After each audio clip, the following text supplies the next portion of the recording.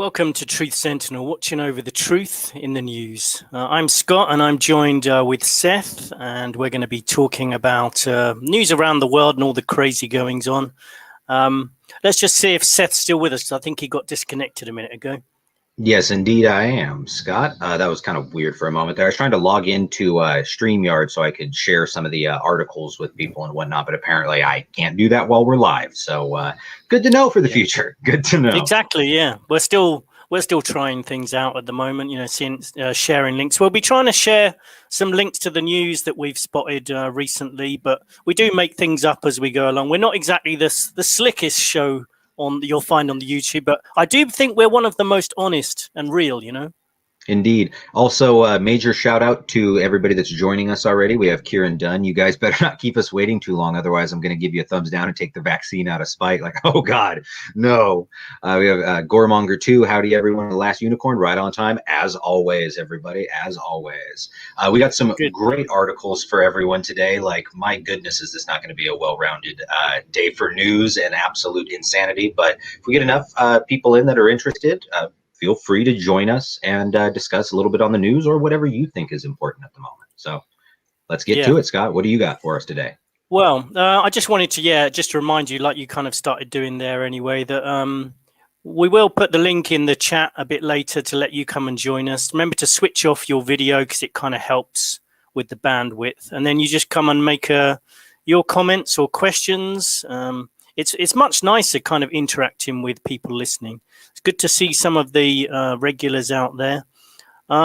Just before we get into the news, I thought I'd just remind you that there is a recent 1.5-hour interview I did on the Michael Deacon show, which you can find. The first 15 minutes is on YouTube. The rest is on Patreon. We're going to start doing sometimes like some extra episodes on Patreon just to try and raise a bit of donations because, as you know, we've had some of our episodes deleted, and we're still only down to one. Like no small number, man. It's getting a fairly regular thing, and I wouldn't even be surprised if today's could get deleted because we're not going to really change what we say. We'll be talking about the vaccines today. We'll be talking about COVID-19, and they really don't like us doing that. To remind you that we've also set up one good thing about having some of our episodes deleted is that I really started searching around for alternatives. So we're now on brand new YouTube, Spotify, Odyssey. And the thing is, if we do eventually get kicked off YouTube, places like brand new YouTube, you do have to pay to stream. It's not much. I think it was like $20 a month. But to be honest, I quite often my bank account goes down to zero. It's currently there at the moment, to be honest. I have enough to buy breakfast tomorrow, and then I really have to sit down and think how I'm going to get through the next few days. But I will be getting paid in a couple of days. So that's as far as the sob story goes. But so basically we'll get on with the show now. The first link I had, Seth, I'll try and share this one. And some of these I haven't even read that much myself, so I'll be literally reading it as the listeners do, and I think that's kind of a nice way to do it sometimes, to be honest. Before you get started, Scott, good job on that Michael Deacon show interview. I actually listened to about an hour of that, and that was absolutely on point, man. Yeah, thanks, Seth. I think there were some issues actually on Patreon, and I think if you listen to the second half on Patreon, it then came to a halt. But if you can actually download the file and you can listen to the whole thing, but it's also on some of the other channels, the whole interview. Anyway, cool. Thanks to Michael Deacon for that as well. He's got a nice show worth checking out. If you go onto YouTube and type in the Michael Deacon show. So the first link I was sharing was basically just about Boris Johnson here, PM of UK to push for world vaccination by the end of 2022. Prime Minister Boris Johnson is is to urge leaders of other wealthy countries to commit to vaccinating the world against COVID-19 by the end of next year. We totally support that, don't we, Seth? Yeah, of course, right? Naturally. I mean, it's Boris Johnson, and of course, what politician would ever be untrustworthy? What vaccine would ever be untrustworthy? I mean, come on, man. You know, they load that stuff with rainbows and happy thoughts and love. That's what makes vaccines work. You know, your belief in it. Yeah, and which vaccine has the greatest global reach? Well, you've got these AstraZeneca there at the top with 166. Oh dear. You're like, ooh, which company are we looking at that has the giant multi-billion-dollar fucking scandal going right now? Is this Pfizer or is it BioNTech? Maybe Moderna. Oh my God. Ooh, we do have Johnson & Johnson too. I mean, come on, guys. The Abdullah's not doing very well, right there at the bottom with 1. Never mind about that anyway. Wait a minute, though. Just in case you were thinking, hey, I'm not sure if I trust Boris Johnson. Don't worry. You've got people like former Prime Minister Tony Blair here said the reality was that governments are obliged to look after their own people. And don't we know that that's true? I mean, that's literally what politicians and world leaders do most of the time, right? Is look after us, Seth.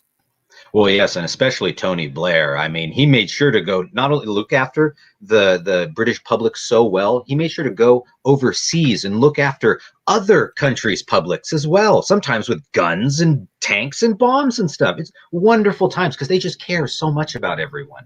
They're just he certainly looked nice after people. those Iraqis, didn't he, when they turned up Indeed. in Iraq and bombed the hell out of them? Yeah, he really looked after them. I'm sure they're very grateful.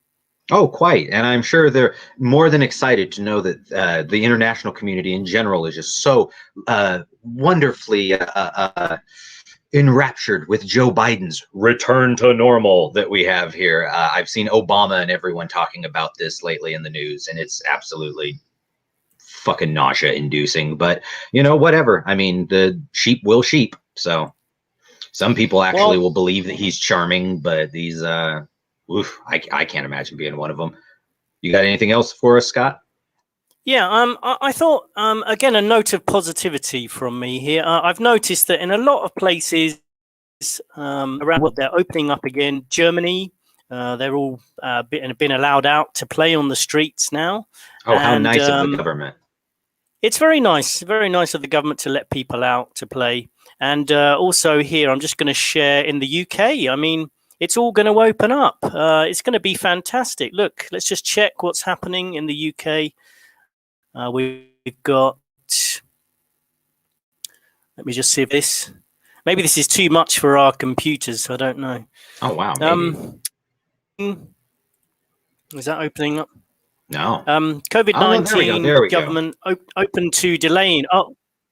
Oh, wait a minute. No. Oh, sorry, UK. The UK government are actually thinking about delaying opening up.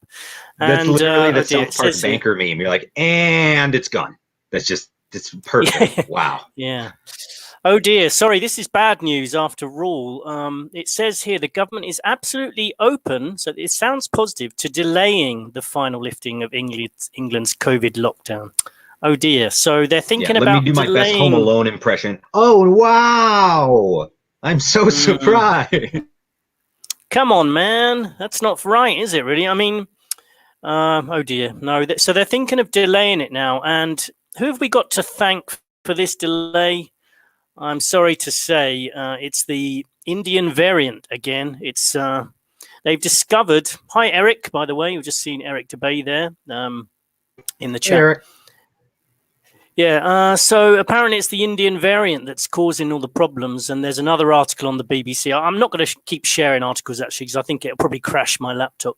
But, yeah, the Indian variant, they've discovered is 40% more transmissible. So they're thinking maybe they should just keep people locked down in their houses a bit longer. But Seth, I think we can be assured it's for everyone's own good, and it's only going to be for 2 weeks, maybe. Yeah, maybe another 2 weeks. Only another 2 weeks. I mean, come on, just wait. I mean, we've always been not on lockdown. I mean, they're just going to start a new lockdown. This is different than the old lockdown, right? It's 1984, man. It's 1984 totally, and yet people will, for some reason, go along with it. Though I will say, I've noticed, at least here where I'm at, most people aren't vaccinated and have no fucking interest in being vaccinated. And the government's doing everything they can to try and claim that the majority of people have been vaccinated. And it's just absolutely ridiculous. But yeah, as Eric says, got to flatten that curve of what? Curve of lifestyle, curve of family, curve of friendship, curve of livelihood, anything, curve of life. But yeah, we've got I mean, it's only 2 weeks, right? Considering that we have, what is it? Out of News and Observer here, North Carolina researchers say keeping masks on will prevent thousands of additional COVID cases. Well, they mention that in the byline here that it's a computer model that predicts coronavirus cases, hospitalizations, and deaths under various scenarios. The variables include vaccination rates and effectiveness of the vaccines, as well as adherence to measures meant to prevent spread of the virus, such as closing schools and workplaces and wearing masks. Oh, how nice of them. How truly nice of them. They want to keep people safe. And I mean, the computer's unbiased, right? As we all know, computer models are always accurate, especially given the people that have been running around with all of this. It's interesting to see that regardless of whether or not we're talking the US or UK, how many people that were involved in the AZT and the AIDS scandals back in the day are involved in this. It's almost like all of their... Fauci? Oh, not just Fauci. It's interesting how many of the same players that manufactured these exact same drugs and the very doctors that shilled this fucking poison to the populace are the exact same people that use the exact same models to shill almost, let's be real, the exact same goddamn drugs to the populace. But now instead of, poison pills and creams and powders, instead it'll just be straight up injecting poison directly into your fucking arm. But not that that's what the vaccines are, right? Because I mean, obviously vaccination's safe. Everybody's got to be. I mean, I wouldn't want to piss off our YouTube overlords or something. They might take down our videos. Oh God, whatever would I do? I'd fucking wilt. Like it's ridiculous. There are people that need to just nut up, honestly, and stop acting like bending knee to any sort of. The people getting sick from the vaccines, that just shows it's working, right?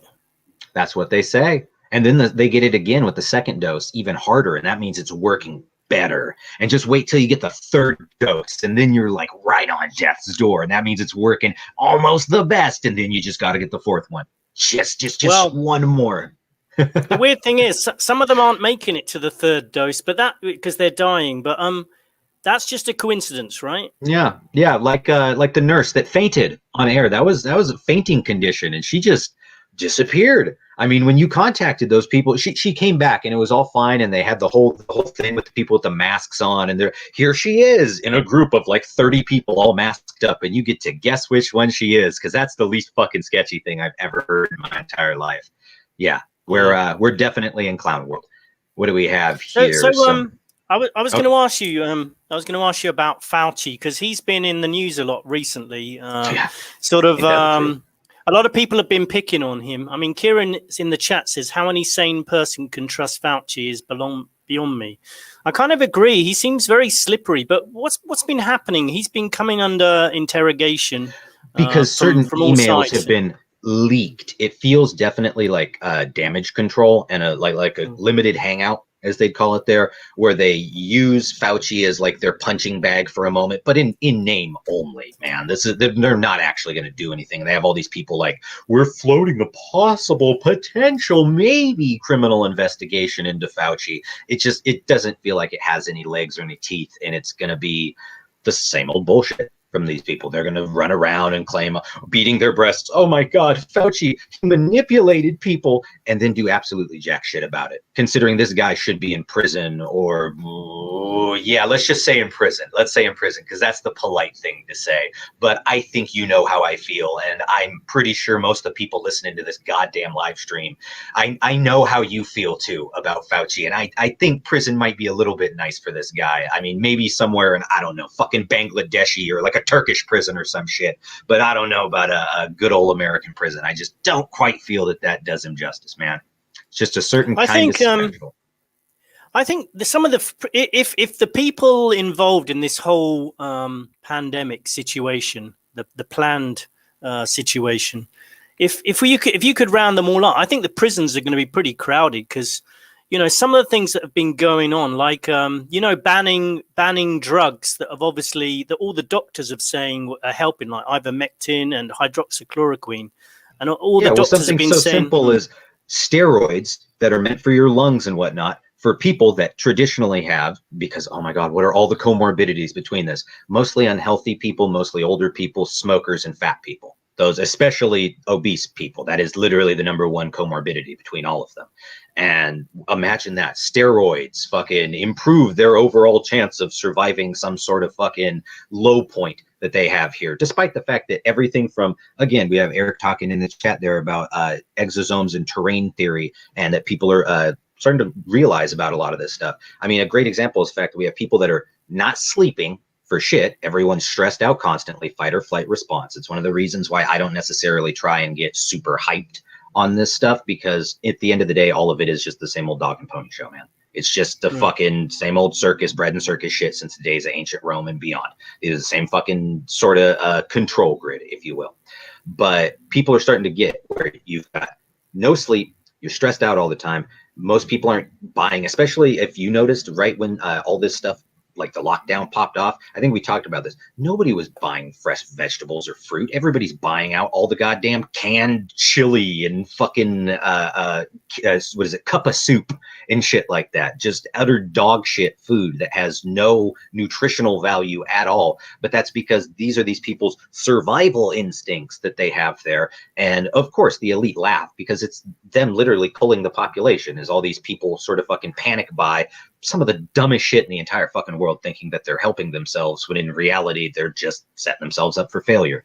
When good health, eating properly, drinking clean water, not drinking a bunch of sugar, not drinking soda at all, or just stay away from the processed sugars. Seth. Are you saying that eating natural foods and things like that is better than injecting yourself with these chemicals in the vaccine? I don't know, Scott. I mean, I'm not a doctor. I'm not a virologist, so I don't know, man. I'm not an immunologist. I'm just some guy that happens to know that the only time I've, gotten sick in like the past few years here, like truly, truly sick, was right before I went vegetarian and vegan, but also that is partly just because in general it became a thing about giving a crap about my general health and whatnot through diet and exercise. Wait a minute, Seth. Sounds to me like you're being selfish by not. Sounds to me like you're being selfish by not wanting the vaccine to protect other people, right? Yeah. Oh, well, Kieran he says here, facts and data are irrelevant now, as it's just media spin and story either way they want or whatever way they want, and the general masses are too dumbed down to notice. Well, to be completely honest, yeah. That's exactly what it is. At this point, everything's an emotional based reaction that they put into you, because now so many people's ego are wrapped up in the lockdown, the vaccines, the entire identity of like the politics, because they've made it a left wing, right wing thing between all of this stuff. I trust the science. I'm not an anti-science person or an anti-vaxxer like you guys. Those sort of people, you brainlets, right? They've encouraged that across all of society, because it's again a little bit of tribalism, so that people have a bit of ego attached into this, so that they can never fucking break it. Because as long as their ego's tied in, the vaccine, I trust the experts. How dare you not? Because the cognitive dissonance instantly sets these fucking people off like goddamn ticking time bombs. You know what I'm talking about, man. There are a lot of people that didn't have some big particular like hate hard on for me that, oh boy, all this stuff absolutely fucking set them off. And there's a lot of people that will get really angry if you say anything against what scientists say. They've been kind of. Did you question the masks? Yeah, they've literally been trained to believe that if ever you were to question any scientist or anything that you see in the news that has been said to come from science, then you've committed a cardinal sin, really. Literally, even if you're referencing other scientists that aren't like some person that's widely even to their appeal to authority or appeal to the masses, bandwagoning type shit. Even somebody that's not like massively poo-pooed by the medical industry, you can get this person to come out and contradict somebody else, and they're just, why think about it? Don't consider it. Well, They can contradict themselves. I mean, Fauci initially said masks were unnecessary. Then he said they were necessary. But he said that's the beautiful thing about science is that it progresses and evolves. Yeah, I like wanted a to. virus, right? Or a bacteria or a fucking leech or something. Ugh. Yeah, I wanted to have a look. Eric said so. The emails claiming a biological weapon from Wuhan are continuing, helping continue the contagion narrative. Exactly. Let's talk. Yeah, it's Let's limited talk hangout. about that because basically you've got this. It's almost like they want people to discover the the idea that there was a leak from the Wuhan lab, and I'm Yeah. I'm kind of trying to work things out. Like I'm totally open to the idea that there doesn't seem to be it doesn't seem to be necessary for there to be a real virus because you've got Yes. you've got the PCR test that can be adjusted for Scott, sensitivity. have you finally come over to the camp now? We have T-shirts and mugs and things. Oh my God, oh my God, are you a true truther now? I'm just fucking with you, man. But like seriously though, from the giddy up, I've been telling people this shit. If there doesn't have to even be a virus, as long as you fucking tell people and get their ego and emotion and fear stoked into it, because at that point they just pretty much, well, the sheep corral themselves, as it were. Yeah, at the same time, I'm still wondering if there's something going on over there in that lab. What if they release a biological weapon that actually reacts with the vaccines or Maybe, something like but that? also I don't know how. I don't know that they're actually even going to need to do anything like that, because the entire thing of the Wuhan lab stuff is, again, to play into nationalism, tribalism, racism. I mean, well, let's be real. It's bigotry, not racism, because we're all fucking human race. But still, regardless, you know what I mean when I say that. It plays into this ridiculous bigotry. And that's the same reason they call it the fucking Indian variant. And they're going to have it because, wow, imagine that. In the UK, there's a ton of fucking Indian people. And then they're going to like play up on racial animus or ethnic animus between Indian people and non-Indian people in the UK, and then go, stop Indian hate. Wow, you guys are just attacking people as the media feeds fear, violence, fear. Fucking same shit in the United States. China virus. It's a goddamn China virus. Same shit, dude. Same shit. And it doesn't matter if it's white people, black people, brown people, whatever, beating the fuck out of these different groups of people. It's the same shit, different day. The media stokes up all this fear and then poo-poos everyone. How dare you guys attack people and be filled with fear that we filled you with? Like, it's just... I was even I thinking the other day. Man. I was even thinking the thing is things can get so complicated. Like like with the PCR test. We were talking about Carys Mullis, I think his name was, who invented the PCR test. And Carys Mullis.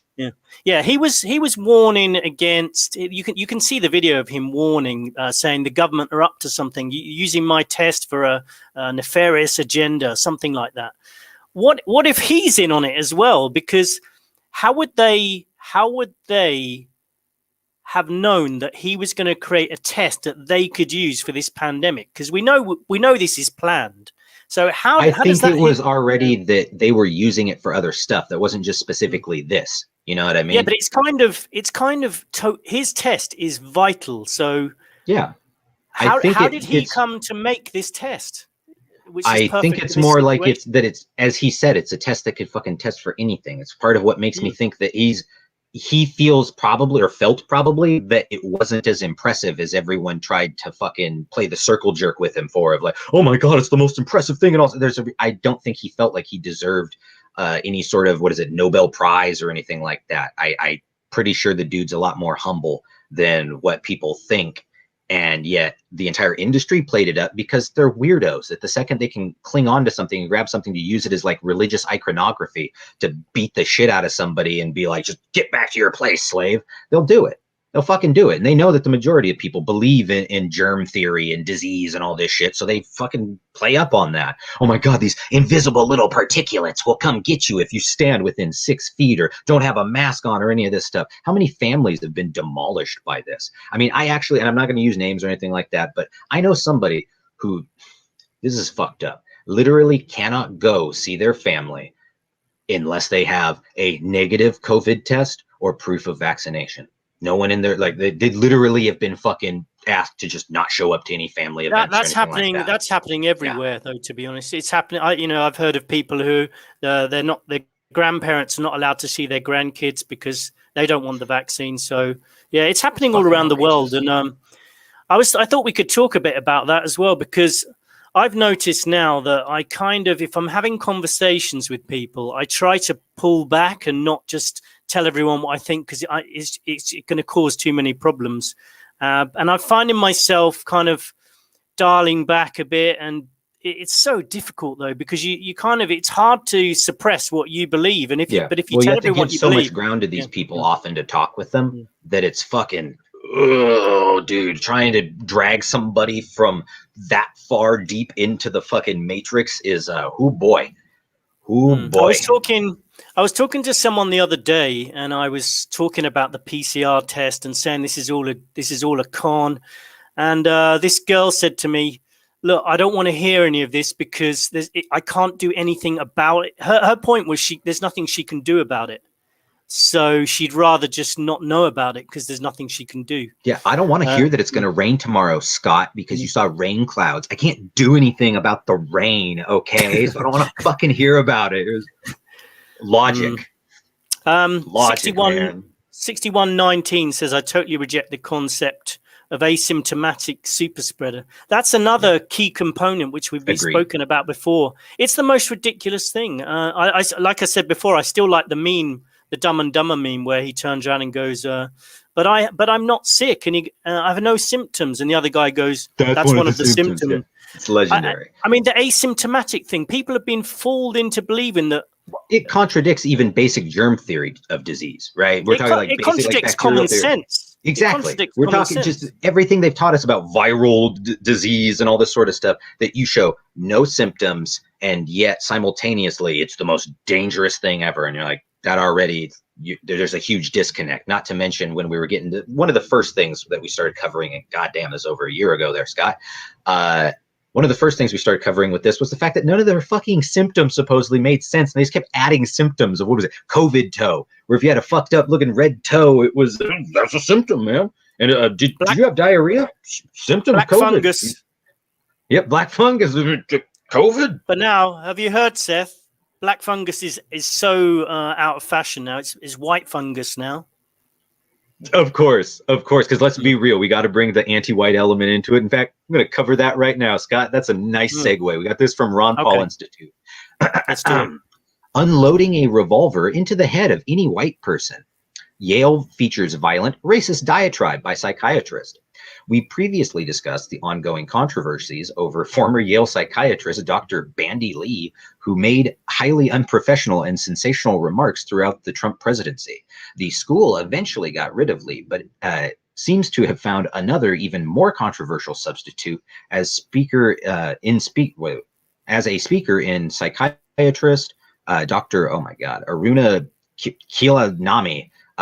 The New York-based doctor was invited to Yale School of Medicine in April to deliver an address which turned out to be violent, racist diatribe, including saying that she often thought of, quote, unloading a revolver into the head of any white person that got in my way.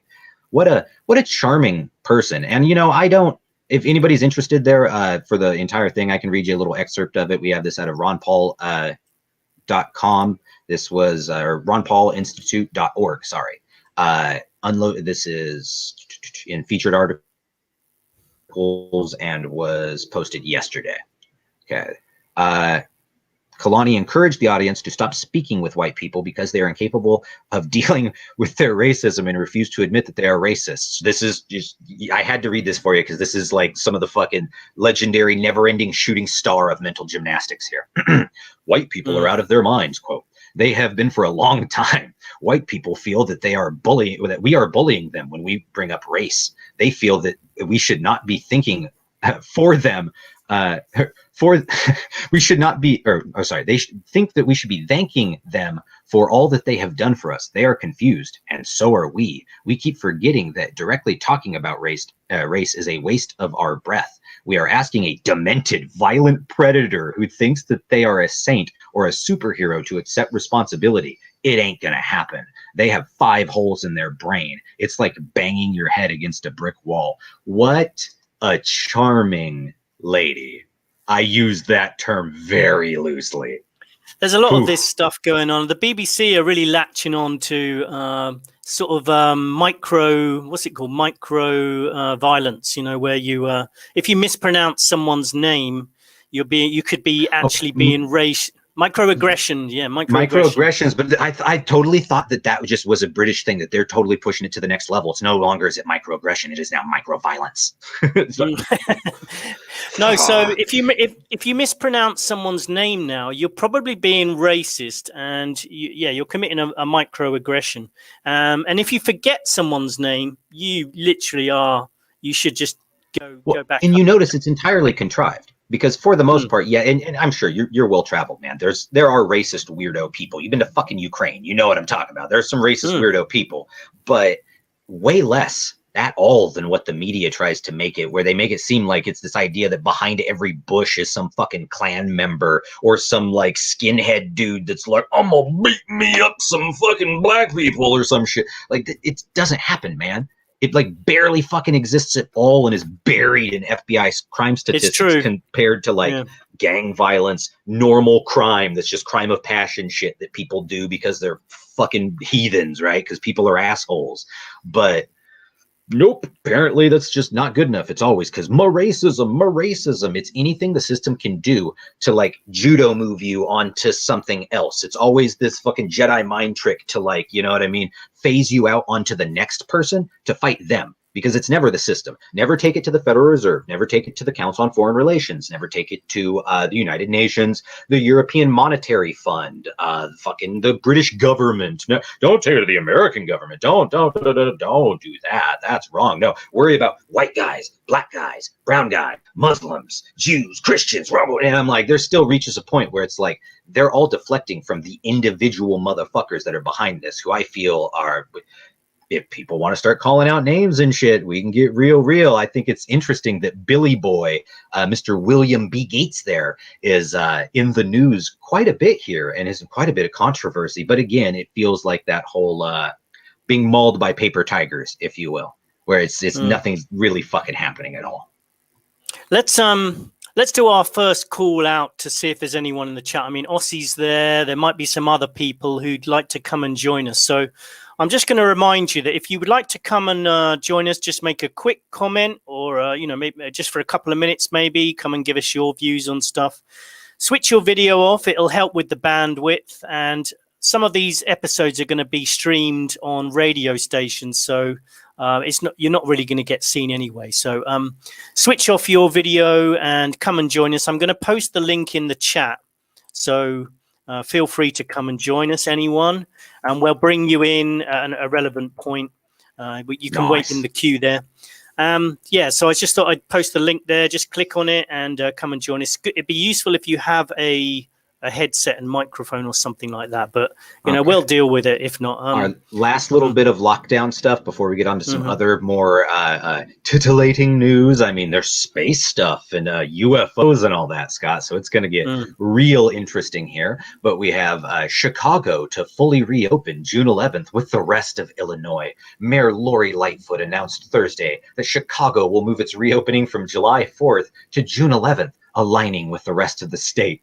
You gotta love it, though, the idea that these assholes were going to reopen on the 4th of July, getting our freedoms back. Like, it's just the fucking irony in this. And people eat it up. People eat it up. I guarantee you, before the summer is over, they will already have their excuses for a new lockdown. It'll either be because it's too hot, and people being back out and the lockdowns being over will be blamed for the hotness and forest fires. And then it's, oh my God, it's causing environmental damages and stuff. It's not just the COVID, guys. We got to have environmental lockdowns too. It's for the environment, says little Greta. It's for the environment. How dare you drive your car to work? So in the past, I think we all believed that there were dangers of going outside and crossing the road and things like that. You might get run over, or you might get a tree might fall on you, or get struck by lightning, or you could catch a disease. I don't know. Yeah, get mugged. And we all thought, well, yeah, but you've got to live your life, and you just take these risks. But maybe they're right. Maybe it is better to just stay at home, stay indoors, and if you never go outside, you're not going to catch any of these evil diseases or get a tree fall on you. Seth, right?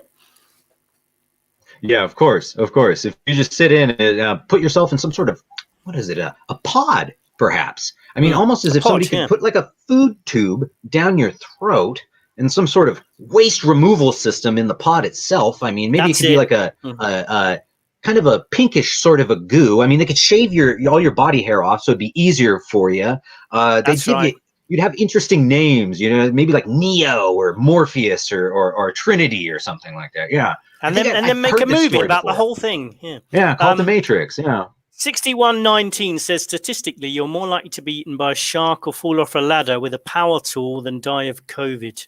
Hey, the Yeah. ladder and power tool shit, that's some realness, dude. That's some realness. That's actually at least somewhat dangerous. Like, you start talking about that kind of shit, I'm like, okay, hey, man. People fall in trees. Like, dude, cutting up wood outside and stuff with chainsaws and shit, that stuff's mad dangerous. And yet, at no point am I It's just highly like, I dangerous. can't do it. I can't do it. I'll just You're sit talking here to and it fits my pants.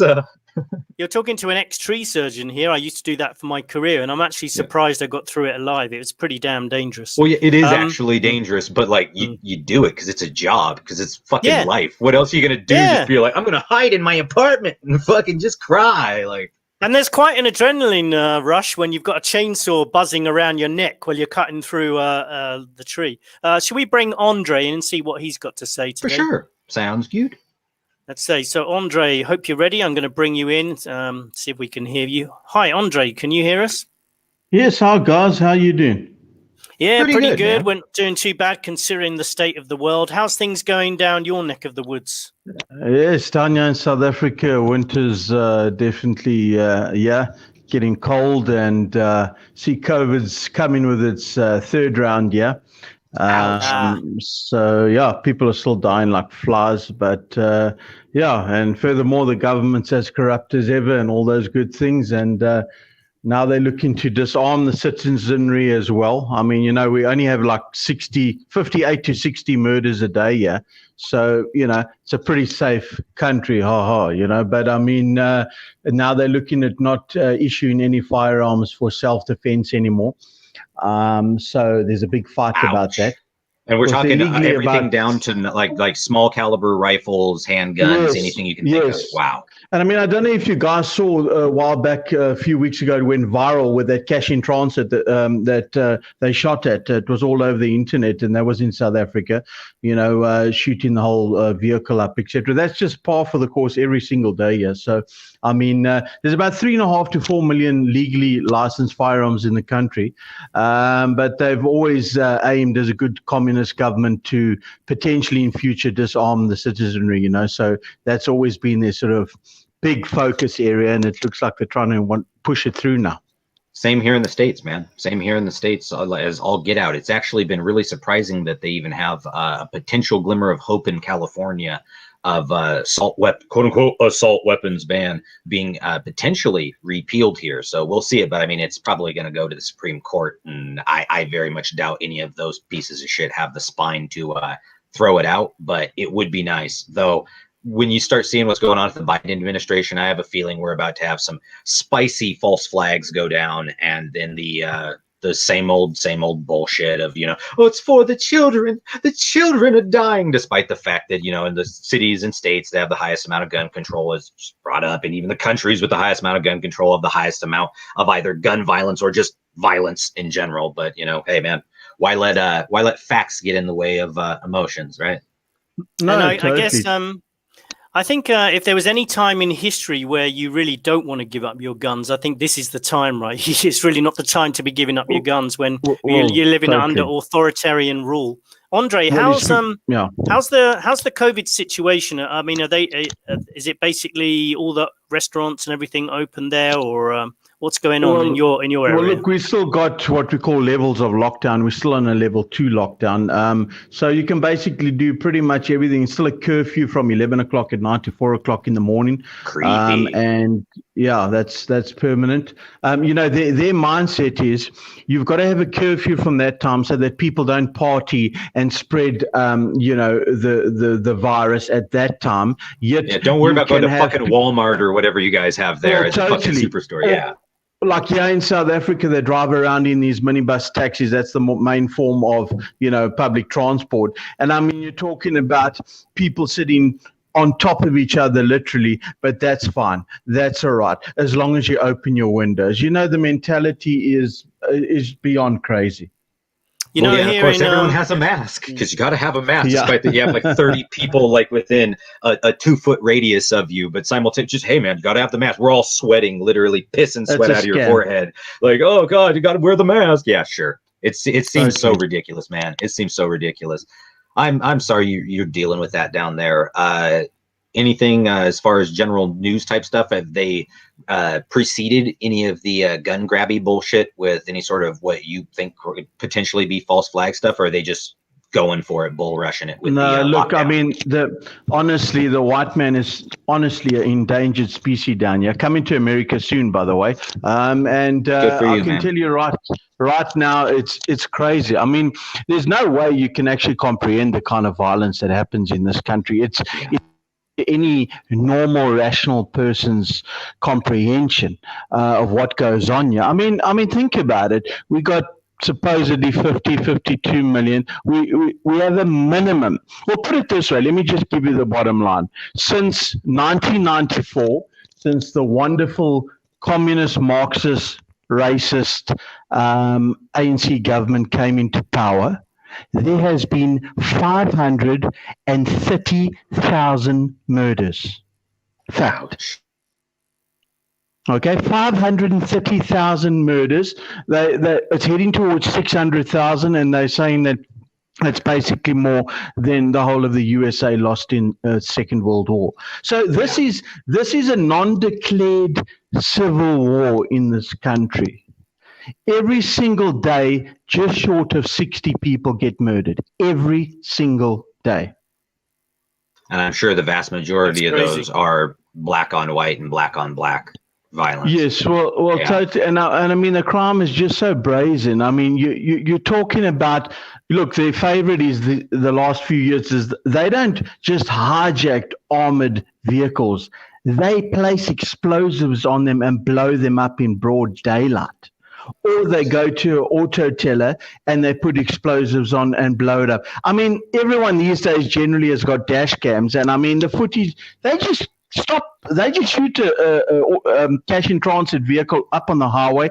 They kill everyone there, and then they put explosives on the vehicle, and you just see this thing scatter. So, you know, there's a lot of underground weaponry and explosives floating around, but in the wrong hands. Yeah, because of course, they want to exactly, disarm the it's all legal criminals. citizen.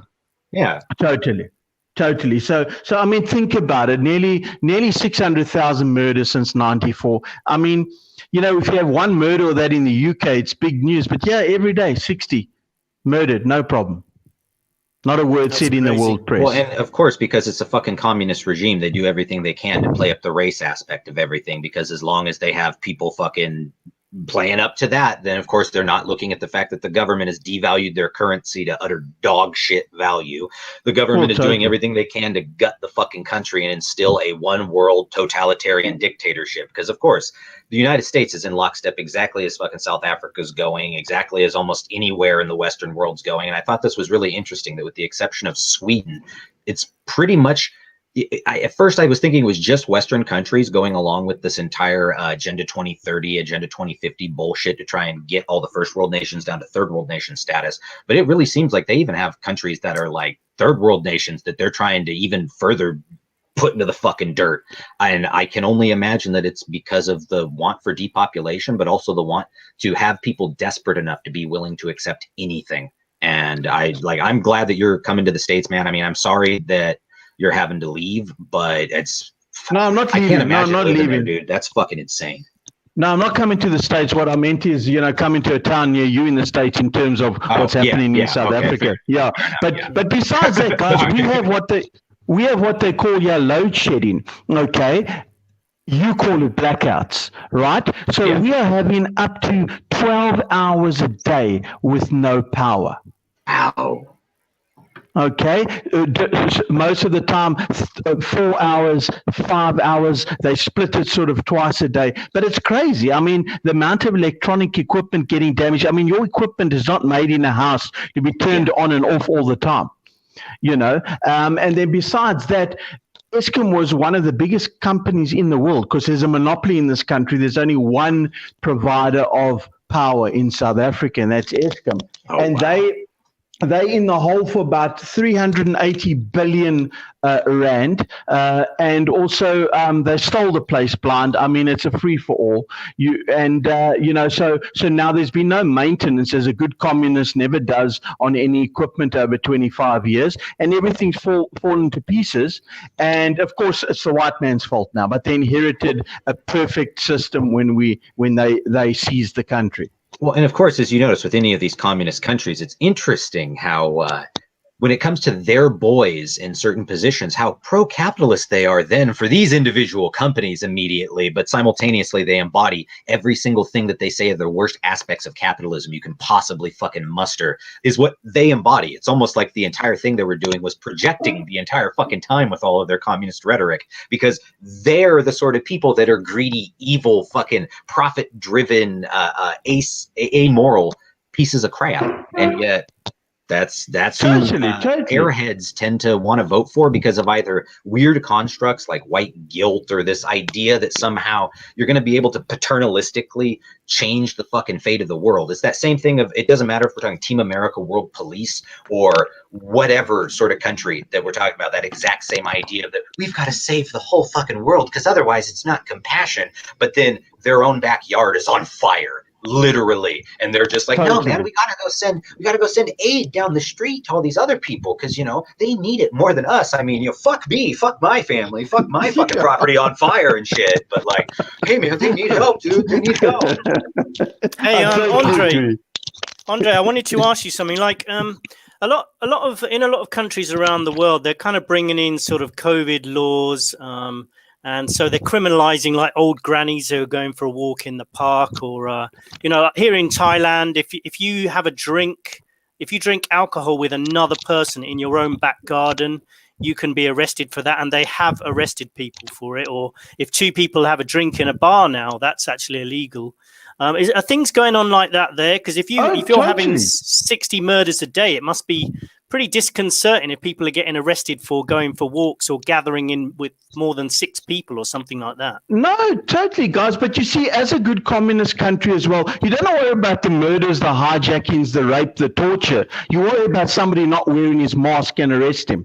You worry about somebody walking on the beach, which there are many incidents of, and you arrest them. You worry about guys surfing and you arrest them. Now, just yesterday, they arrested 2 people in Pretoria who didn't wear masks. They spent the weekend in jail. Now, if you're spending the weekend in jail, you might as well just start your AIDS treatment on the Monday because you're getting raped, So, I mean, it's madness. It's total madness. There's no priorities.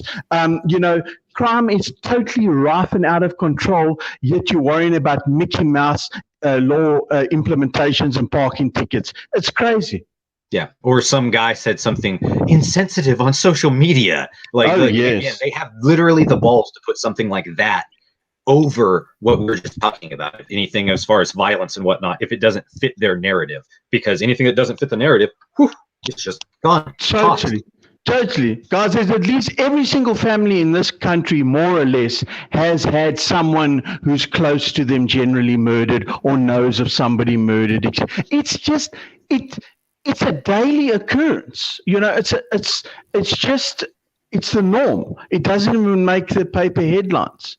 But, I mean, over 500,000 people in 25 years murdered. I think that tells the tale, doesn't it? Yeah, it really does. Sorry, man. But guys, great chatting to you again, and all the best, and we'll be in touch again. Have a good one. You too, man. Thanks, Andre. It's always good to hear from you. Thanks for joining us. Thanks a lot. All the best. Cheers. Peace, man. Bye-bye. That was brutal. Yeah, it was brutal. Yeah, it's good to hear what's going on in other parts of the world, because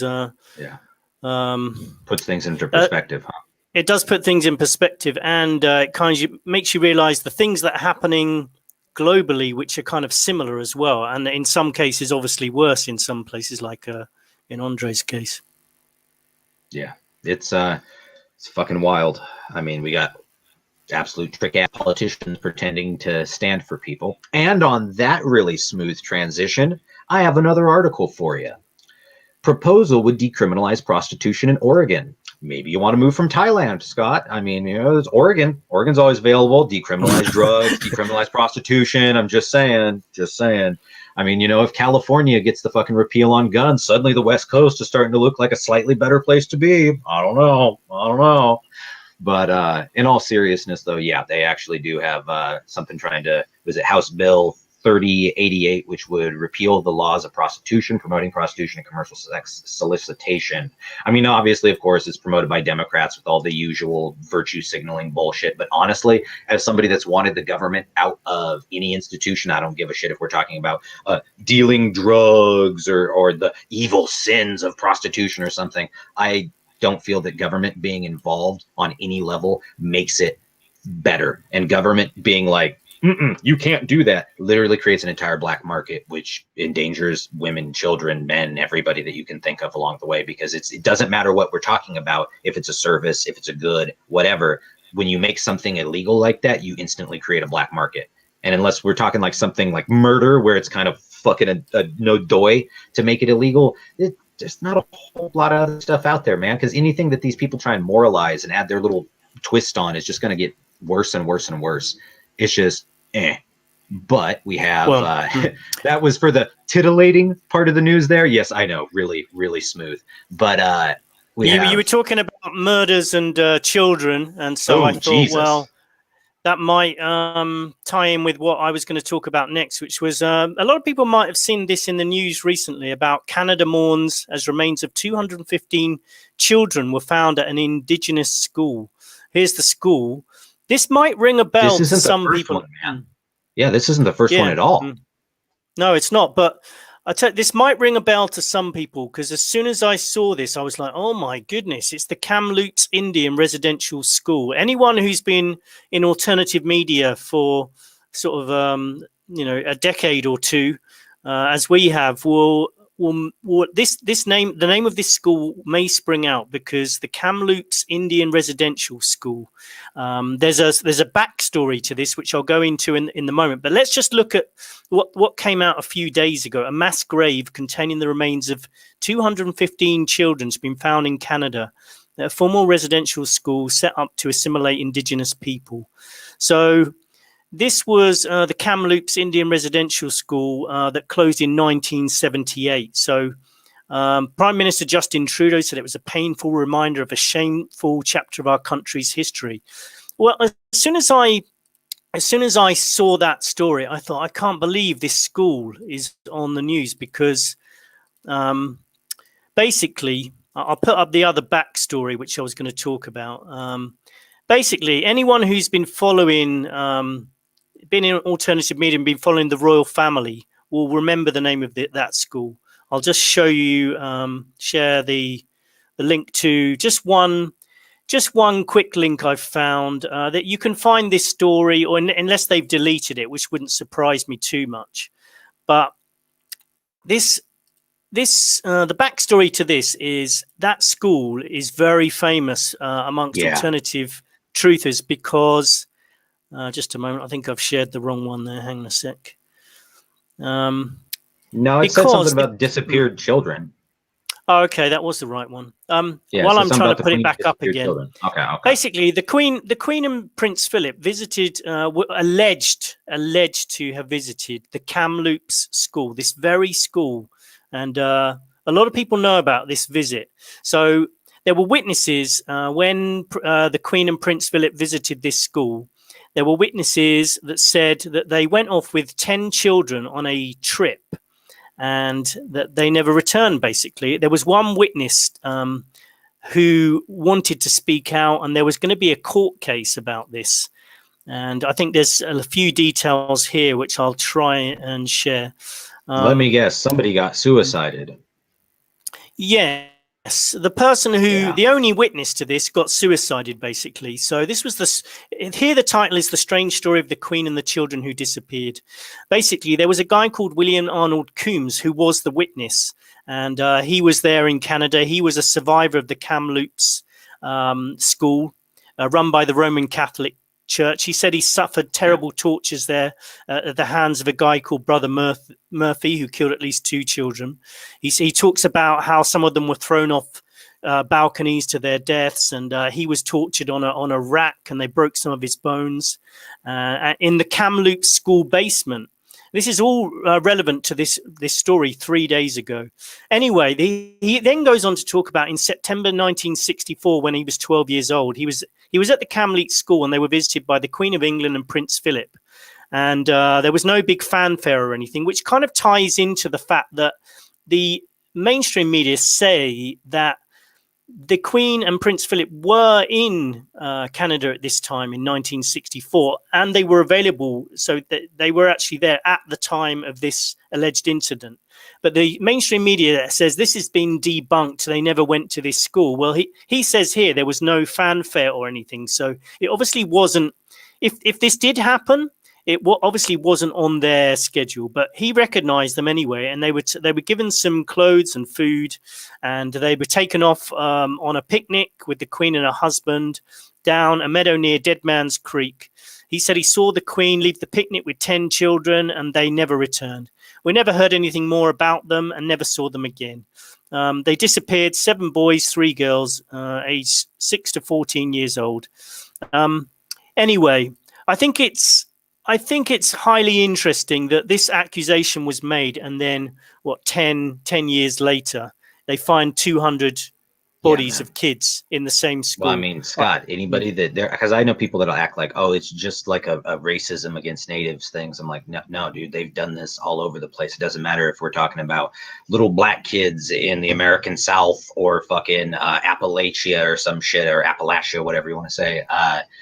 Or have you heard of the Finders? That's some stuff here that they had back in the day with like early 2000s and late 90s type stuff with actually might have been a little bit older than that. Jesus Christ, man, time flies. But of finding like fucking tunnels and stuff like that underneath elementary schools and shit, which make no sense unless you're like transporting children out of these elementary schools in secret and stuff. And, of course the kids have, tales of being molested by people and all this shit, but at the same time, the media completely covers it up for somebody, and we don't quite know who. Dude, I'll still always maintain that fucking Finders thing is exactly what they got that Mr. Medicare guy, who is a real huge personality on YouTube, and they're absolutely got his channel fucking nuked and stuff, is because he dared to talk about it.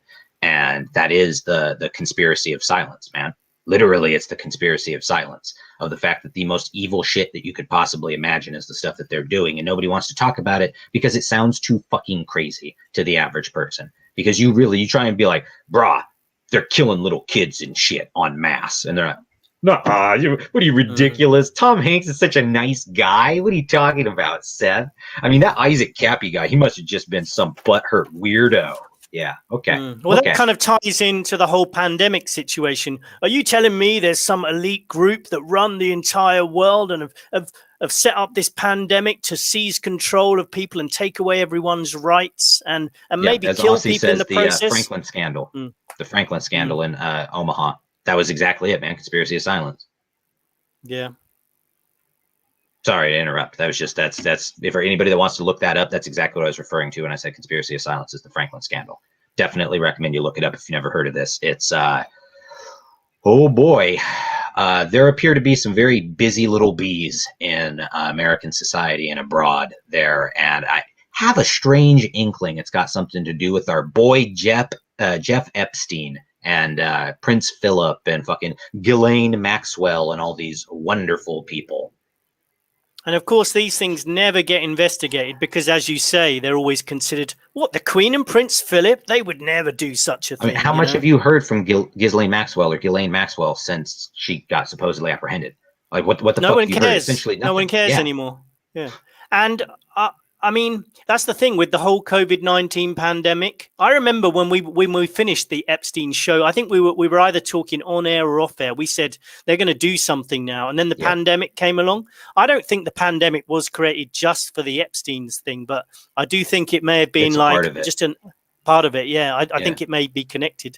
Well, it feels like this is their smokescreen because there's too many narratives that they're losing. I mean, people can think I'm crazy when I talk about like the people have asked before. It's like the flat Earth stuff of if you think that that's what got started all this of like why they do the pandemic or anything like that to try and lock stuff down. I don't think it's just that. I think it's every narrative, man.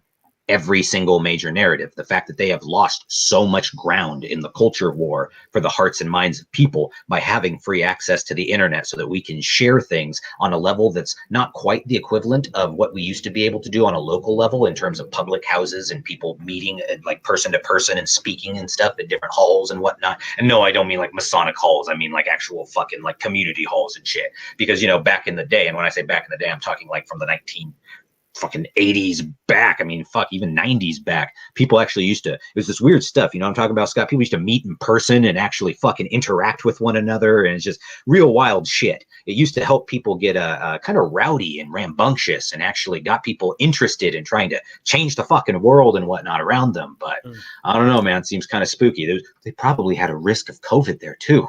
They didn't even know. God. Ah, damn it. Let's try and let's bring Ossie in to see what he would like to say today. It's always good to chat. Ossie, how are you? Just wait for Ossie to get his microphone sorted there. You're not coming through at the moment, Ossie. Yeah. I'm sure it'll work out in a sec. There we go. Yeah, okay. I don't know why that keeps happening. So anyway, yeah, I'm pretty good. Yeah, so I actually, one thing I wanted to say, I wanted to talk about something else, but you just brought it to my mind when you were talking about like the queen and her children and all of that, which is freaky. Well, first of all, I just read about that whole, you know, the queen went away with 10 kids and they never returned. I just read about that, you know, maybe like a month or two ago, and you know, I was just like, okay, you know, whatever, like another story. Like, yeah, because it sounds kind of almost like a creepypasta or something. You know what I mean? Exactly. And I was like, I wouldn't be surprised. I mean, I think only the worst things about the royal family, about any royalty. But now, the fact that they found 215 bodies in a school, like that is another level of terrifying. That is this, because that blew me away. Because I just like, you know, you read it and you're like, okay, you just put it in your mind, and then like this story breaks all of a sudden. I didn't even realize that it was the same school until you mentioned it. That's insane. Well, yeah, and bear in mind, Ossie, that story about the Queen and Prince Philip and the 10 kids, that's like I would say 10 to 15 years old. That story, and literally only in the last couple of months, I noticed.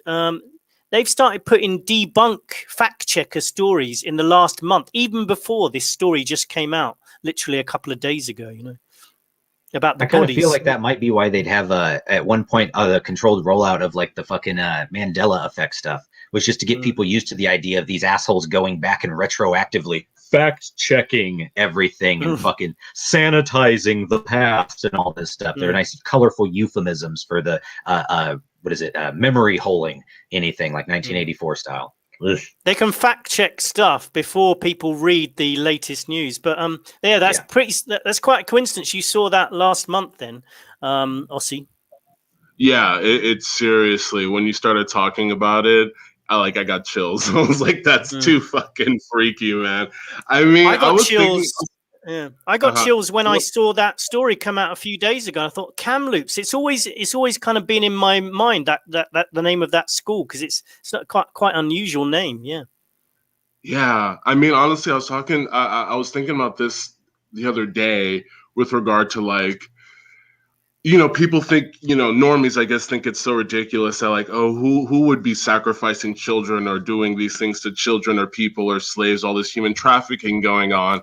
And I was thinking, like, if you go back, like, I don't know, 500 years ago, like, there was human sacrifice everywhere. Like, yeah, even in Europe. Yeah, Aztec, you go back 1,000 years ago. I mean, you know, fucking Nordics were sacrificing everybody left and right. Like, everybody was being sacrificed. The Druids, the Aztecs. Well, yeah, the reason I say Europe is because if we're talking about like Elizabeth Bathory or something like that, I'd consider that almost every bit on the same level as human sacrifice, like the bloody secret rituals of the elite, man. And that she might be a little bit of an exception or an individual there, but I don't know, man. How many times do you have to see it before you notice that? Yeah, I wouldn't call it an exception. I just think that's just, you know, it's the one thing that's like almost too horrifying to believe, so we just don't. you know, we don't talk about it or whatever. But I don't see why people would think that, you know, human sacrifice or these like, you know, terrible rituals would just all of a sudden go away, you know, like as if they're not still, as if that whatever taint, cancer, whatever it is in humanity just all of a sudden went away because, I don't know, we invented trains or something. That doesn't make sense. Exactly. The And, same- and people try and modernize it with this idea of the adrenochrome stuff, but we don't even have to get into that level. There doesn't even have to be some biological drive that makes them so I can stay young or some bullshit. It doesn't even have to be that. It could literally just be a reflection of power, because we notice that there's a reason we have the truism: absolute power corrupts absolutely. That is a fucking fact, man. It's almost like humanity was trying to pass down wisdom from generation to generation. Yeah, but I guess the main thing that I wanted to talk about was I know. I think the Pentagon, you know, like maybe a week or two ago, whatever. There's all this talk of aliens, right? Yeah, we're gonna get into that. Okay, really? Okay, I'm jumping the gun. All right. No, you're totally good. We Bring it can up. bring this up right after. Yeah. Yeah, exactly. We'll just cover it right after. So I'm sort of like, I don't know what you would call it, maybe agnostic on aliens. I think there are a lot of different. I don't, because so I guess what I think right now presently about aliens, I know like back, you know, whatever, a few years ago in college, I was into ancient aliens and like, oh dude, like they fucking, but then I thought like, well, you know, humans are pretty smart and we've been around for, you know, at least 350,000 years, Homo sapiens sapiens, like anatomically modern humans. So it's like, why couldn't we just do all of that amazing shit that we've seen? And they're like, why do aliens need to come down and show us how to do all this fucking goofy shit when like we have the mind to do it now? But yeah, well, if you had stuff that was like modern technology, if we just for some reason disappeared, and then people from another continent that have fucking survived and restarted and everything 1,000 years from now that have almost like a medieval level of technology or Bronze Age era of technology comes and sees a lot of what we have, they of course are going to think like aliens must have done it, or gods or demons or witches or magic or something like that. And that's pretty much where we're at. right, it's like, you mean to tell me that like everything that we know that humanity has done, we've gone to the moon, we've built all these things and buildings and modern medicine and science, and it's like, no, but all of that happened in only like 20,000 years. And like for 330,000 years, we were just like hanging out in fields and eating like and caves. Don't forget caves. Yes, it's just like, so I'm like, that makes me like pull back a little bit from like alien influence, but. Yeah.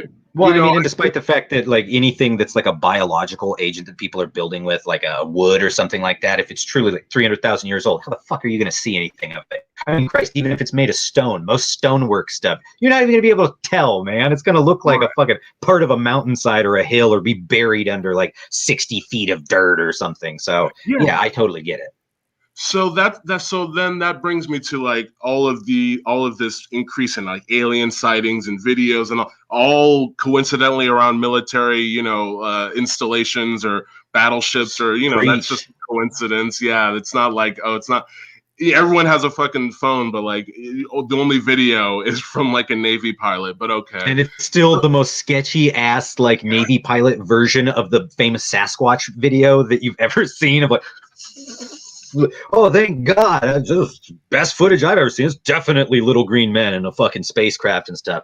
It's just, I totally get it, man. It seems mad sketchy. And also at the same time, we were talking about the Mandela effect type stuff earlier as an excuse for them to use like controlled information and whitewashing everything. Well, the same thing goes with Project Bluebeam.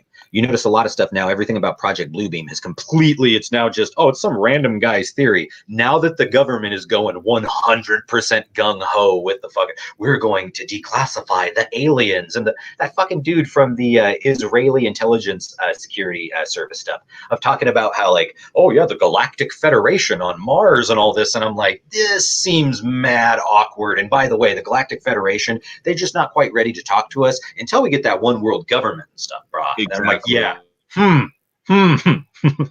Yeah, it just seems like to me. I mean, that's exactly it. It's just like, this just seems like, you know, I'm imagining like in a couple months or a few years, there's gonna be like a fucking giant alien head that's gonna pop up in the sky, and it's going to tell us all to like, oh, take your vaccines, drink your Ovaltine, put your mask right. on. Yeah.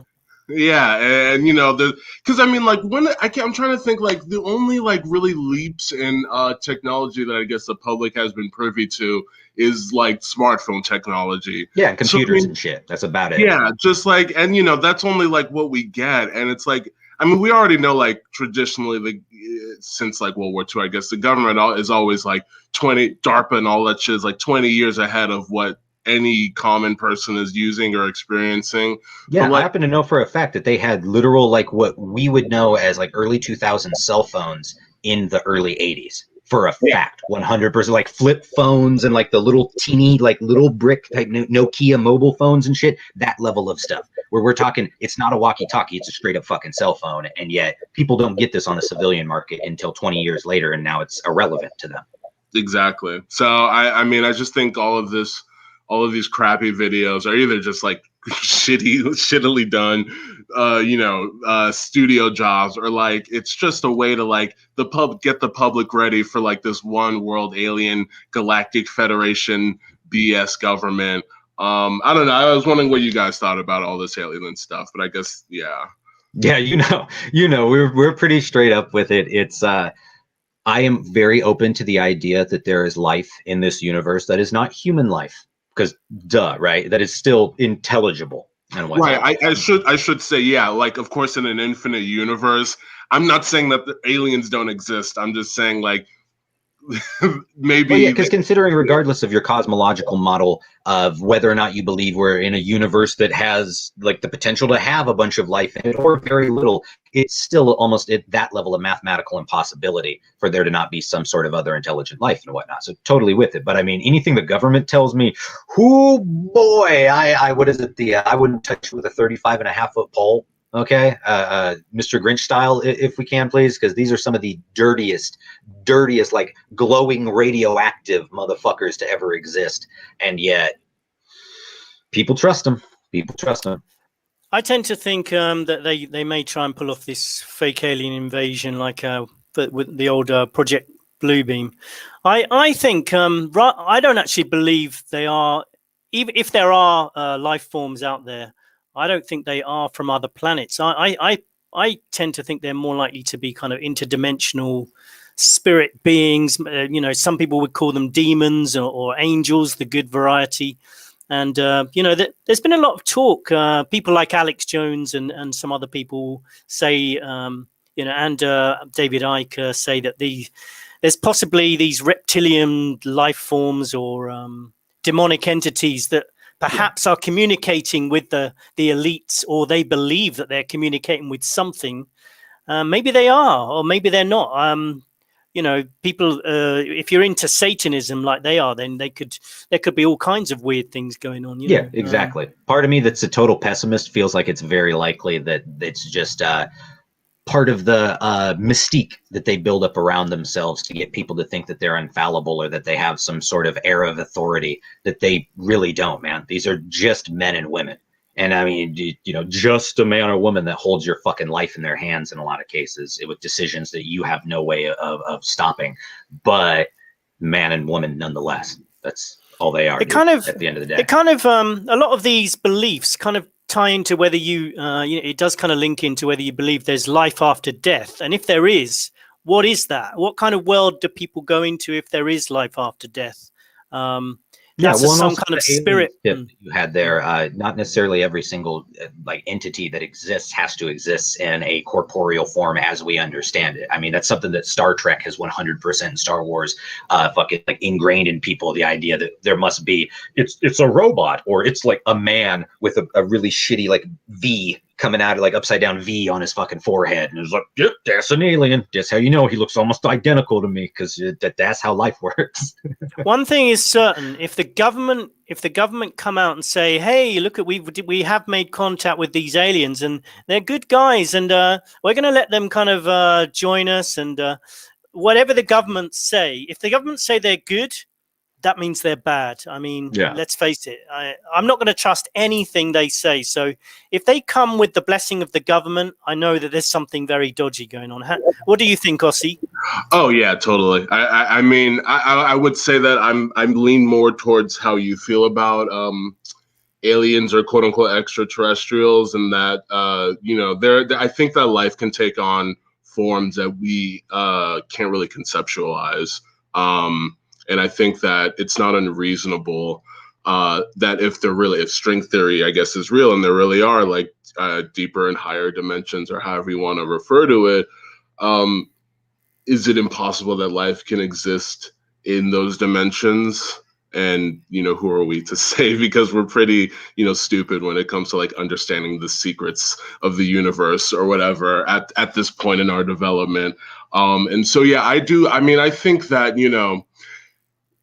it's hard to say. I do believe that, when people do take DMT, they're not seeing something completely fake. I do think that there is definitely a place where I think where your consciousness can go. I don't know how to explain that, but yeah, so something our ancestors have been interested in for millennia and have all exclusively used one of a few different methods that work across all different groups of people, from the walkabout type thing of exposure of just slight dehydration, a little more than a slight dehydration and starvation induced hallucinations, or of course, psychoactive drug induced hallucinations and things like that.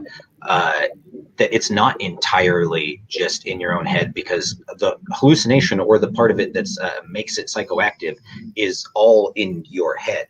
Right? This is entirely all within you and you reflecting you. And so, of course, there's a lot of information that we're touching on here that exists on levels we don't even fully comprehend, that your consciousness or even subconscious can pick up on that you aren't really aware of. And so, yeah, I totally agree. And I feel like when you're in that sort of a state, that you are a bit more open to that, if you will.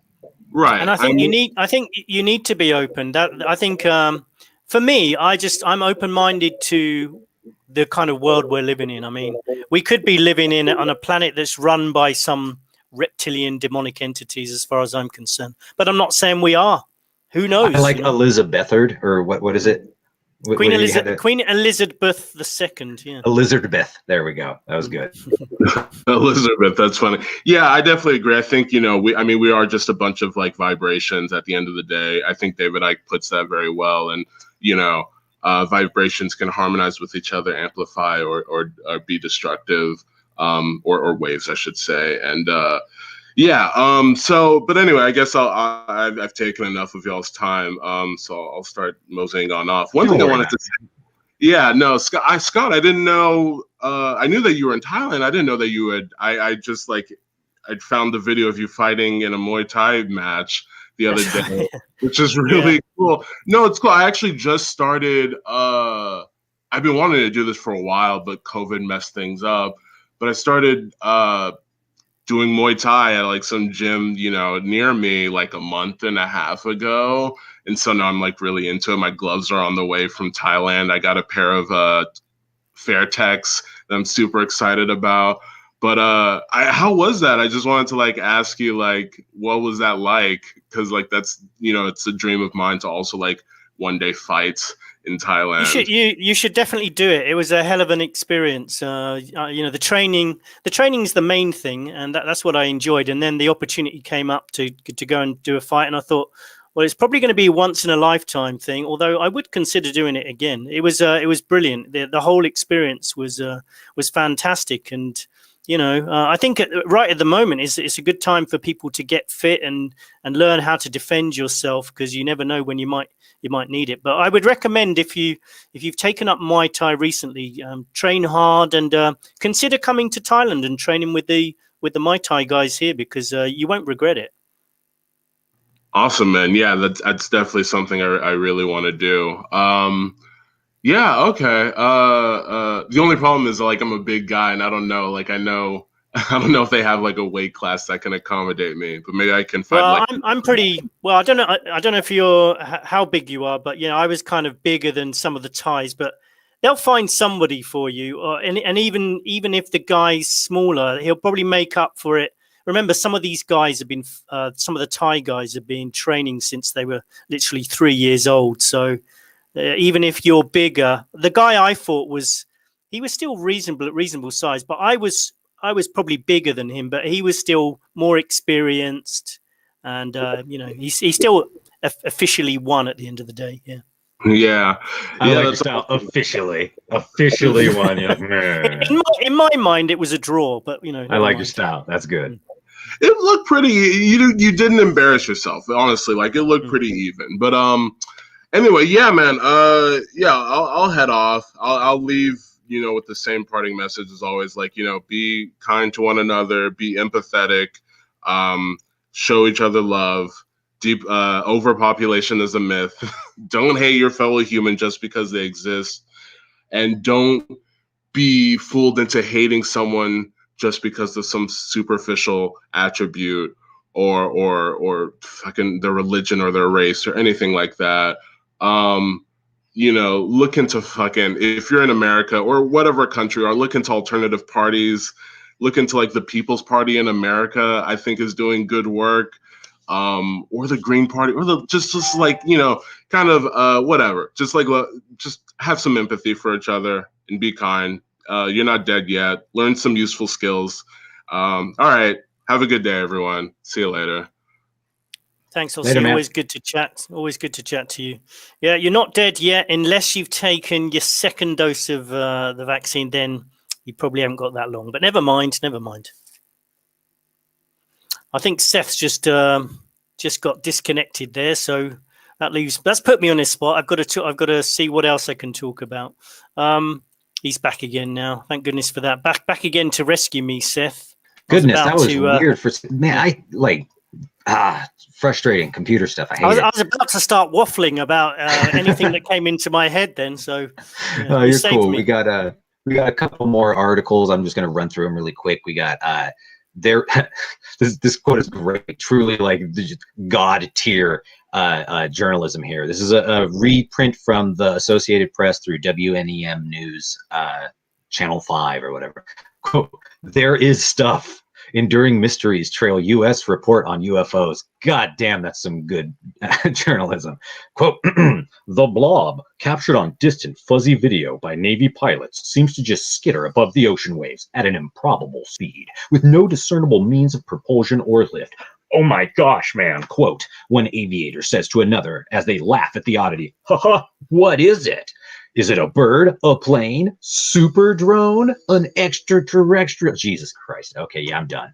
I'm done with that. Fuck me. That sounded like that was written by like a 12-year-old trying to, whoa, there is stuff. Just thank God. Best quote ever. Best quote ever. Speaking of space and ridiculousness, we have, of course, both SpaceX and Elon himself. First, we have SpaceX. They have their most flown Falcon 9 rocket is a sooty veteran after 10 launches and landings. And they got all the pictures here that this is out of space.com, naturally, right? With just the dirtiest looking fucking dingy ass rocket you ever seen. And somehow we're just, yep, they never washed it. They never do anything with that. And the people that get on this weird simp tip for Elon Musk and all these people that want to start shilling for them and playing defensive. Hey man, it's the little rocket that could, and all this, again, getting their egos tied up in it is fucking ridiculous. But we also have from good old Elon again, out of, what is this? This is out of tweaktown.com. Quote, Anonymous fires warning shots at Elon Musk over his crypto tweets in 4K. Anonymous have a warning for SpaceX and Tesla boss Elon Musk after his Wild West tweets about cryptocurrency and especially Bitcoin and Dogecoin, which, oh, don't worry, we're going to get into that a little bit more because there's another one of these. In fact, if did I favorite that for the new? Oh, no, I didn't. Damn it. Did I? There we go. No, I did. Okay, good. Because Elon Musk, super classy guy, great guy, terrific guy, right? Not at all a fucking sleazy piece of shit. We have here out of express.co.uk, Elon Musk makes X-rated UK-based cryptocurrency surge by 350% with several bizarre tweets. Where does it say here? Oh, wow. I don't know.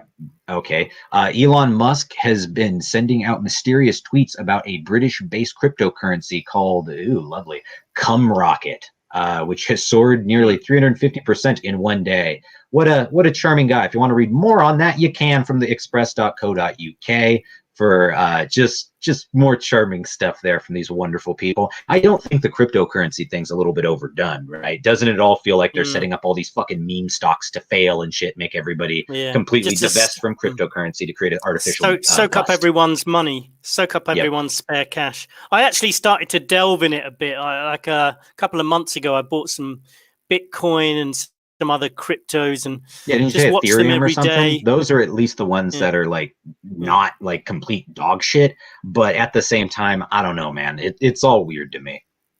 Well, it didn't take long, but as what normally happens with me is I come to the end of the month, I run out of money, and then I literally I only had 30 pounds worth of crypto, and I just sold it and left £1 in there because I needed real money that I could spend. Goremonger 2 is talking about Trump here. He says, speaking of Trump, saw his speech yesterday, went how I expected. Seemed more like grift tour than anything serious about the problems align the country. He brought us some good things you would expect to be brought up, but we'll get them next time, team. Isn't it an inspiring message? What I can't understand, explain this to me, Seth. All the people who voted for, a lot of the people who voted for Trump believe that the last election was a fraud. So why on earth would they think, oh, well, never mind, better luck next time? Why would they go down that route? Because they are fucking dumb, and not all of them are. There are a lot of people even that were pro-Trump originally with all this stuff that have started to jump off the train, and it's specifically because of the fact that this guy is a joke and has set it up obviously as a fucking, if he gets let in, then he was let in. If they control the fucking vote system and he wins, they let him win. If he doesn't, the same shit happened again. Like, it doesn't take a genius to figure out that the only person that's going to try and play by the rules, quote unquote, and play ball with these people is somebody that's every bit as fucking dirty as they are. And if you think somebody like that's going to save you, you obviously didn't pay attention to the first 4 years, man. Because he sold out America, helped gut America, not quite at the rate of somebody like Obama or Biden, but that's the whole nature of the fucking left wing, right wing fucking disparity, right? There's certain things you're going to find in this guy that you'll like better than the last guy or hate more than the last guy. But at the end of the day, they all get their paychecks from the same fucking people. They all get donated to by the same small groups of people and shit. They're not different. It's like rooting for, I know I use this analogy a lot, but it's like rooting for Macho Man instead of Hulk Hogan, despite the fact that both of them are getting paid by Vince McMahon at the end of the day. But then again, it does get confusing. With the last vote, it did seem to be fixed. But then again, was that just another thing? They wanted to draw you in. They wanted people to realize that was rigged. Because let's face it, all elections are rigged anyway. Yeah, but usually it's a demoralization campaign. Usually, before anyone goes to vote, the whole thing's been rigged because they control the media. If you control the media, I would say you pretty much 100% control the outcome of the vote.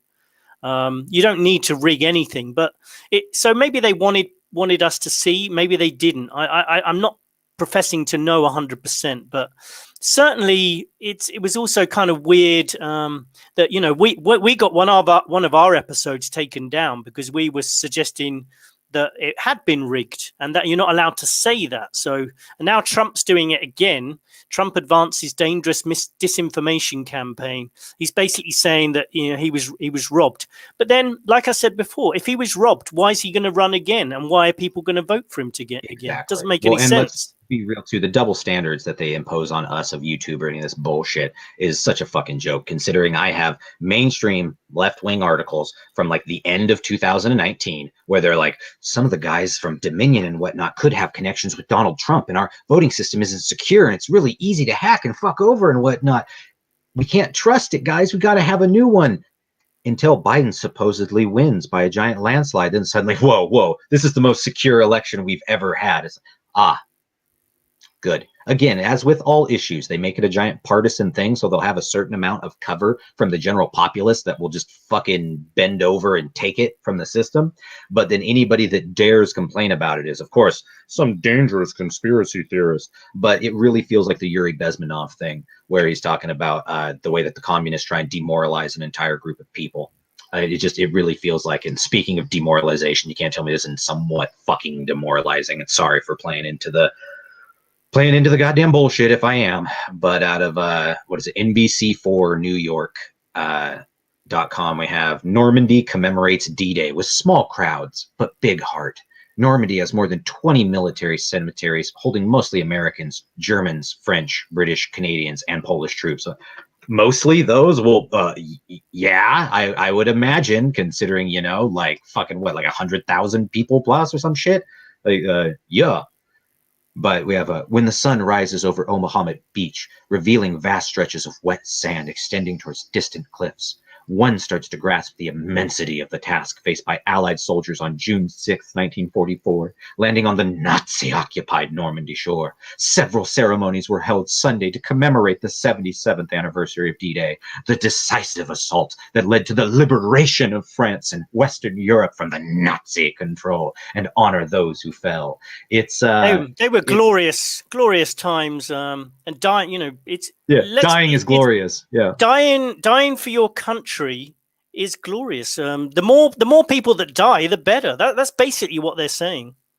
And that is what it is, man. They try and get people to get filled up with this patriotism, this idea of what is it, jingoism or nationalism, where you're willing to like completely fucking reverse history, reverse modern history, shit that like we're all alive and actually witnessed happened a couple of years ago, just because it doesn't fit the narrative. And I have a weird feeling we're going to see more of that as time goes on. I wonder if they're going to do that with the pandemic. Like at some point, you're a hero if you die from having the vaccine, kind of thing. Somehow, because I'm not sure how. That you showed that you believed in science and that you were willing to stand up for what's right. But those damn selfish anti-vaxxers just kept it going. Yeah, dude, I know the whole fucking narrative, man. I've had these sort of assholes drop this sort of stuff on me since, oh Christ, like the measles stuff in like 2015, 16. And then, I mean, there's the smallpox stuff. They tried freaking out with smallpox coming back, right? No, it wasn't. No, it wasn't. It's fucking bullshit, dude. All of this is bullshit. Every single time they start trying to fearmonger everybody on it, that it's the end of the world. Oh my God, man. Oh my God. It's not about actually making the end of the world. It's about having you in this form of existential angst the entire time so that your body system gets more and more unhealthy because you're putting a bunch of cortisol into your goddamn bloodstream because your body's stressed out and stuff. That's one of the reasons why I smoke weed. I try and kick back and laugh at it. It's ridiculous. But at the same time, I still got to study this stuff and keep up with it for the sake of the news, for the sake of activism and everything like that. But boy, howdy do I try not let it fuck with me, because it's real easy to get morose and bitter on this shit and feel like all those guys that died on the beaches of Normandy was a giant fucking circle jerk and did nothing because, you know, we're celebrating how you guys died for our freedom in masks, not able to celebrate, no fucking flag, don't just hide in my house and stuff because all that freedom you fought for. Oh, isn't it nice? Just same as all those dead kids in the fucking Middle East and stuff like that. And yes, I say kids because we're talking about people that are like teenagers and shit that are fighting for the U.S. military or the British military or any of that, dying en masse overseas. But, you know, or the actual Iraqis or Afghani kids or grown-ass men or women that die over this. What is it for, man? What is it for? Is it for that freedom, that democracy that's so important? The democracy that these guys can subvert at any moment with the fucking voting systems they have. The idea of our freedom that you don't have because you're stuck in your fucking house and whatnot. It just, maybe I'm not the guy to talk to about this, but it does make me feel a little bit insulted. And the fact that I'm related to too many people that died believing in this goddamn narrative that would have died for it in the field right there, that lived for it, that would hate my guts for saying this. But at the same time, I know for a fact that the system did not give one fuck about them. Yeah, and there's a big difference between saying I would totally accept that some of these soldiers were extremely brave people, but they'd been lied to. They'd been lied to, like a lot of people are these days. And you know, we should probably still try and have, although I sometimes say a lot of these people are just too dumb and stupid, I have to try and if remember. There's some dumb guy that I obviously set a fire to a house, right? Everybody sees me. And then some dude is like, oh my God, I've got to go in there because I say that there's a lady in the house. There's nobody in the house, right? I say there's somebody in the house you got to rescue or something like that. This dude gets up, goes in there and fucking goes to rescue somebody. While dumb, extremely brave. There is nothing about that that's not brave. However, that also doesn't make him not dumb for listening to the dude that obviously started the fucking fire in the first place. But again, thinking is not necessarily the strong point for a lot of people, and that's why, and I don't just pick on the troops here, that's fucking anybody, dude, any given demographic of the population. It's why assholes like Henry Kissinger feel comfortable enough to be the very people deciding the fates of all these young men and women, and then also to call them dumb pawns that are meant to like just die, right? They're dumb animals that are meant to die as pawns in war, right? Just what a nice guy. Seth, we're probably coming down to our last sort of 5 minutes or so.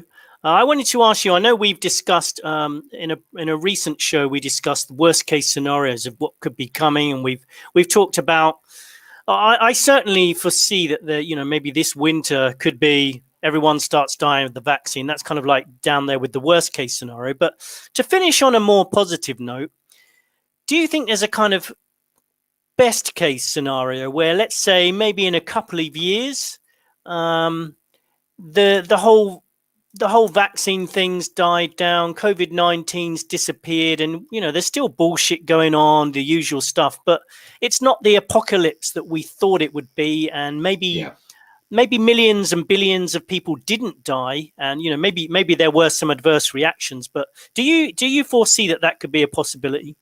While I'm not the most talented at forecasting the future here, other than just telling you what I know happens and whatnot, I will say straight up, it is completely possible that we can have a best case scenario that people like man the fuck up, or find their intestinal fortitude, find their inner strength or drive, whatever it is that makes them human, that makes them actually want to fight for something they believe in and something they love or someone they love. I think that we can very easily take this entire system back. I mean, I think we can at very least get rid of Fauci and all these other pieces of shit that they have at the top there that are promoting this particular thing here of the pandemic and whatnot, the lockdowns, the communist takeover and installation of a one world government. We can completely fight this. There's nothing that says we're fated for this sort of a fucking eventuality at all. But do I think it's super likely? Not really, but best case scenario, I do think that that's completely possible. But remember though, it is also inevitable, because whether or not it happens 5 years from now or 50 years from now or 100 years from now, they will fall. They will fall under the weight of their own corruption, or by the strength of our own character. They will fall. And that's something to go out on, man, because always hold on to that faith. Because that hope there is what drives me, and it's what the only thing that's ever kept me with the activism, because it'd be super easy to quit if I didn't believe in you, and I didn't believe in me. I didn't believe in anybody listening to this stuff. I believe in all of you, and I believe in us, man. Good speech, Seth. That is I do agree with you that whatever happens, eventually they're going to fail, because I think nefarious plans don't tend to succeed because there's too many people around the world who have still got at least some good in them and some common sense, and they'll only go so far. And it seems like maybe they are pushing things too far, and certain things are starting to crack in their stories. So let's just hope that the best case scenario in a couple of years, we'll still have problems, but maybe not the total mayhem that I'm kind of expecting. Naturally.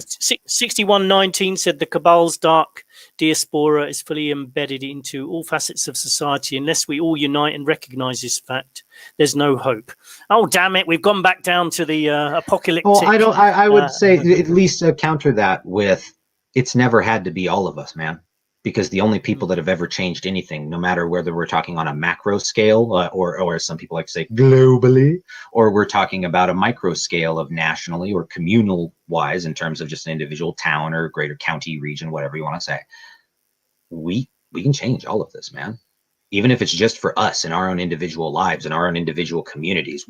This has never been about, we're going to take the whole world or some shit. That's them. That's always been them, because that's their weird totalitarian wet dream, is to control the fate of all humanity. I'm not trying to control the fate of all humanity. I'm trying to set some people an example of how to be free and to know that they're not alone, and they don't need to be afraid of any of this. That they don't need to feel like they're fucking crazy because everybody else is trying to gaslight them all the time, man. And so take that hope, dude. I know that sounds like you just bullshit, blowing smoke up your ass type stuff, but what do you have to lose? At the end of the day, standing up to this, the alternative is exactly, you can go with the doom and gloom of we have no hope and just get crunched under, or you can fucking try and fight it. I will say they've always had more respect for their enemies that actually fight them and do more to honor them, even if it's only by fucking mentioning their name a million times, than they do those that don't, man. Because there are a lot of figures in history, and I'm not talking to anybody in particular, but that are fucking either considered a moron, a loser, son of a bitch, something like that are just people that stood against the cabal. It doesn't matter if you're talking about a politician, a doctor, whatever, lawyer, somebody like that, or just some guy, Joe Schmo, in his everyday fucking life. Stand against it, man. Stand against it. Anyways, Scott, before I rant for too long, thank you for having me on the show. I absolutely love to talk to everybody here. Hopefully we'll have some better news next time, but we did everything we could to try and keep it a little bit topical and not necessarily all doom and gloom, as I know it is kind of hard for some people to stomach that for an entire hour and a half, 2 hours. Yeah, I agree with you, though. Always stand and fight. As Goremonger 2 says, better to die fighting on your feet than to live forever begging on your knee. Totally agree. Get in shape, get strong, get ready to defend yourself, and fight to the last. And let's hope the best case scenario does come out in the end. Thanks for joining us, everyone. Remember to share the video. Go and join up in all our other sites. I'm going to post the link underneath this. TruthSentinel.co.uk. Always. TruthSentinel.co.uk. If ever we do get kicked off YouTube, which is a real possibility, and we won't be able to contact you, make sure you save the bookmark www.truthsentinel.co.uk, and we'll post on there. Thanks, Kieran. Thanks, 6119. Thanks for everyone who joined us today.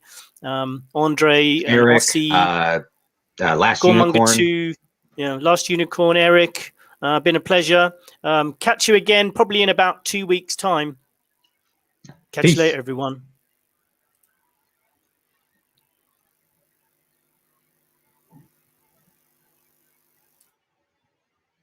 That doesn't.